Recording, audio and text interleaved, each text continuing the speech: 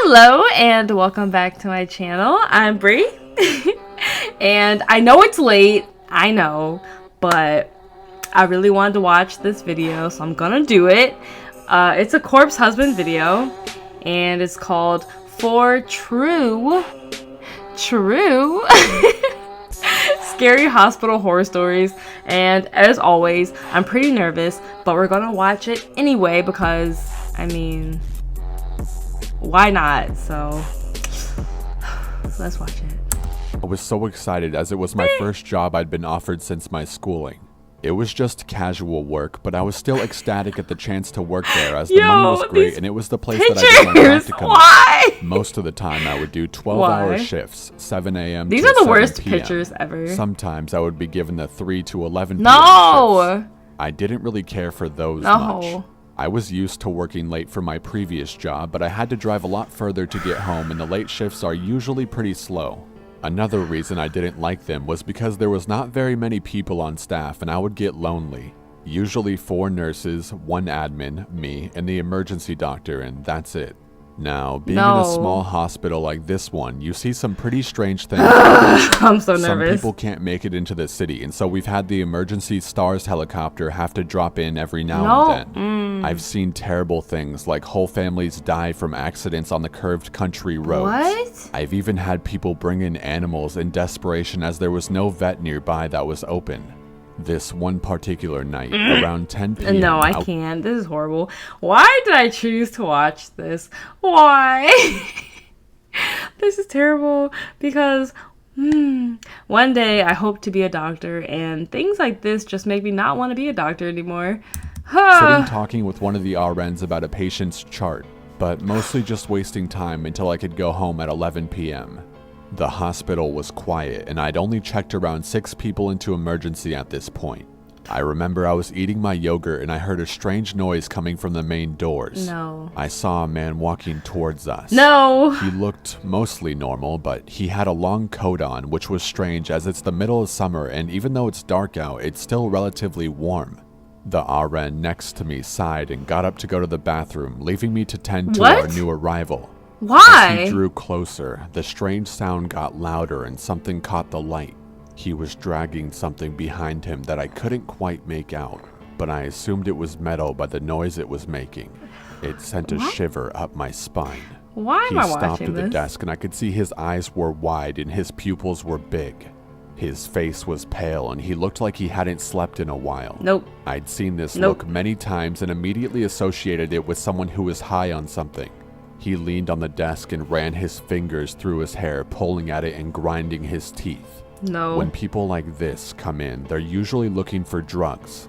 Most of the time, they'll complain about a migraine or fibromyalgia, anything we can't prove the contrary of. I processed him as usual and noticed he was getting more and more irritable as time passed. Eventually, when I finished and pointed him towards the waiting area, he asked how long it would be. Knowing that the on-call doc had gone on a quick break, I estimated half an hour. That's when his whole demeanor changed. Oh my gosh. The anger on his face was obvious as he stormed over to the waiting area, which is a room in between emergency and the front desk area with doors. As he walked away, I got a glance of what he was dragging and I came to the quick realization that it was an axe. I panicked and almost called the code over the paging system, but I didn't want him to realize. I promptly called the police on my cell phone and ran down the hall to signal to the nurses that we had an issue. The police would have to come from 2 towns over, which takes on average 20 minutes. Of course, as we are all small girls, we didn't want to go near him. He was tall and muscular. Even all combined, we probably wouldn't stand a chance. I calmly walked back to the front desk and paged the doctor, asking him to call me.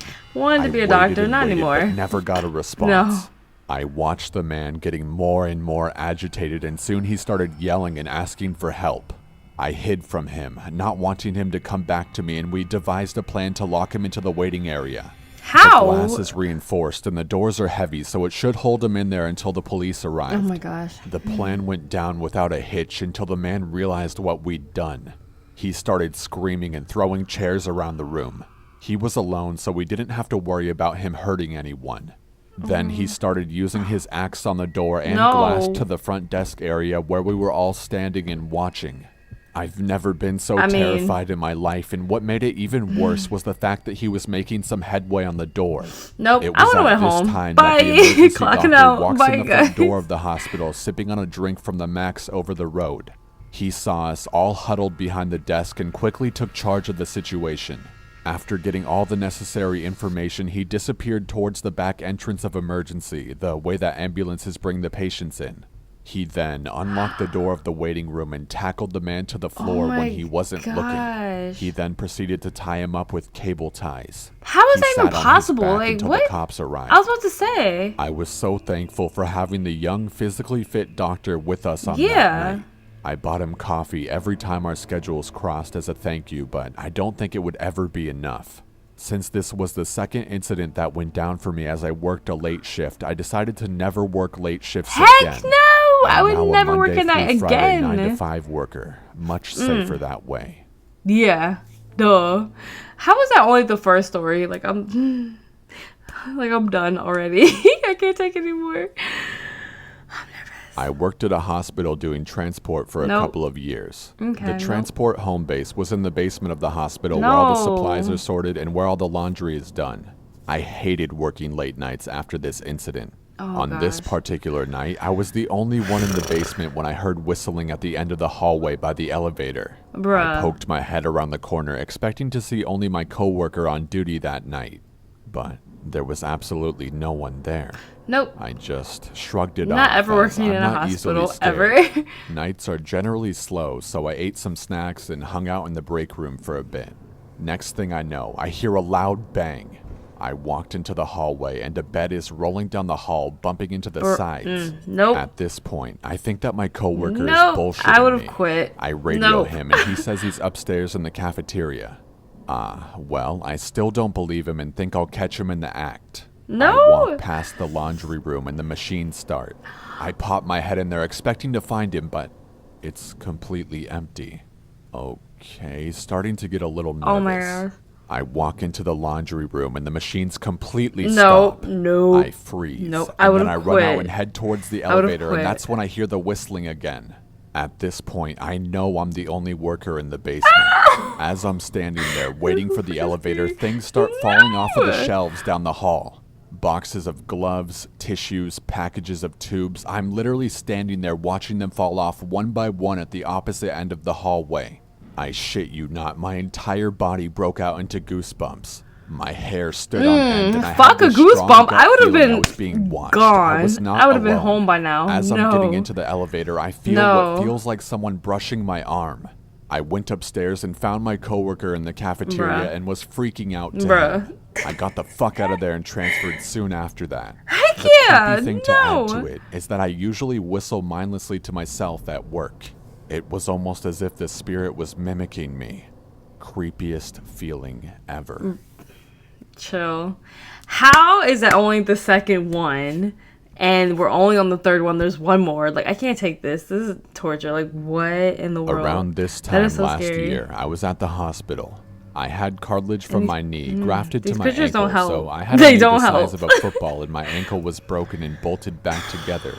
The hospital was occupied to the last bed, so I shared a room with two elder men in the urology ward instead of the surgery ward. Totally normal. There was only one night nurse for up to 20 rooms, so she barely checked on us more than once a night. It was my second of 7 nights. 7? Usually, I'm a very light sleeper, but I was drugged up to no end with painkillers, so I slept like a rock. At around hope 3 so. a.m., I woke to a light hitting my face. I thought it was the night nurse coming to empty the catheter bag off of one of the other men, as it is the urology ward after all. I turn my head to look over, but there's no one in our room. I'm still half asleep, dizzy, and can't quite focus, but I can see a shadow on the wall coming from the room's doorway. I turn my head again, and there's someone standing in the doorway. It takes me another minute to focus, but then there he is. An old man who is skinny as fuck and slightly rocking back and forth. Chill. He notices me, stares at me, does the old finger on the lips shh as he takes a step back and slowly closes the door. Chill. Part of me thought my mind was playing tricks on me. Why am I And thanks watching to this? the medication, I was soon back to sleep. Nope. Yes, Fast I would have forward done the to same next thing. Morning, the nurse comes in and I ask her No. if there was someone lost last night. She tells me there was this old guy straight out of surgery that had a paradox reaction to a drug. He woke up thinking he was in Okay, jail. that makes this a little bit He walked better. across the entire hospital with a bleeding wound from his kidney surgery trying to escape prison. I'm a huge guy and I don't get scared easily, but I was so vulnerable and helpless at the time that That this makes one so much really sense. got That to me. okay, but I was about to say that could have been way worse. The last one, yeah. Yes. That I last was pulling one. a guard Oh. shift in the CHS on No. FOB Spiker on night in Iraq. There Work? hadn't been any action for the whole previous week, Oh my so the God. staff was all racked out. Why am I was watching walking this? the halls and everything was supposed to be off or on standby. I walked past one room that they used for locals who were victims of trauma. The lights were on, so I toggled the switch down to turn them off. I started walking down the hall again. Why would and you I do saw that? The lights come back on out of the corner of my eye. This is when I went into alert mode. My safety was off and I was at low ready. I cleared the corner and I looked into the room. Nothing. I put the switch back in the down position again and went to call it up on the ICOM. The radio was on the fritz, so I began walking back to the CQ desk to report it in person. Then the lights turned back on again. Nope. At Nope. this point, I'm a little on edge. Nope. I can't radio in for help. There's nobody on this side of the compound that would hear me yell, and the light switch position keeps changing when the light goes back on. No. this Keep in just- mind that no. I'm on a forward operating base in a combat zone. I don't know what I was expecting when I went to clear the corner and look into the room again, but I saw nothing but an empty room, a gurney, a heart monitor, and a crash cart. I couldn't tell you to this day why I said what I did, but I was worried that if I didn't, the lights would keep switching back on. So what did you do? I said, if you're scared of the dark, I'll leave the light on for you. I finished my shift and left the light on. I left a note with the desk that one of the surgeons had asked me to always leave that light on just in case they had an emergency come in. For the remainder of my shifts, that light had always remained on. Well, that was weird. What? Like, you left the light on? Like, somebody, what? Like, I'm confused. Like, a spirit came along and kept the light on because it was afraid of the dark? I don't know. I mean, either way, if I was in that situation, I would have kept the light on regardless just because of who I am. There's no way I'm about to walk around in the dark. Heck no. Especially if something like that happened. Nope. I'll keep the lights on. It's okay. It's okay. That's so scary. Oh my gosh. Why did I watch that? Why? That makes me never want to work in a hospital ever in life. Like, hospitals are already like creepy, but then when you hear stories like that, it makes it just that more creepy. And the fact that like one day I want to like somehow work in a hospital, maybe not. Maybe that's not for me. I don't know. Like that. Maybe this isn't for me. I don't know. Oh gosh. Okay. But anyways. Oh gosh. If you like this video, leave a like, leave a comment, and subscribe. And I will see you guys next time.